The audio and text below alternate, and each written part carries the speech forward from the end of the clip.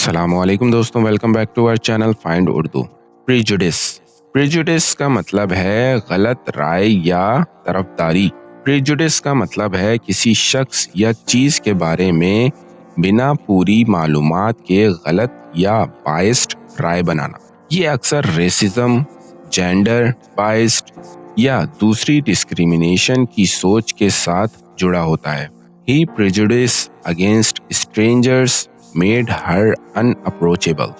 اس کے اجنبی لوگوں کے خلاف طرفداری نے اسے ناقریب بنایا۔ تو دوستو، prejudice کا مطلب ہے غلط رائے یا طرفداری جو اکثر بنا معلومات کے بنائی جاتی ہے۔ امید ہے اب آپ کو prejudice کا مطلب سمجھ میں آ گیا ہوگا۔ ملتے ہیں نیکسٹ ویڈیو میں، شکریہ۔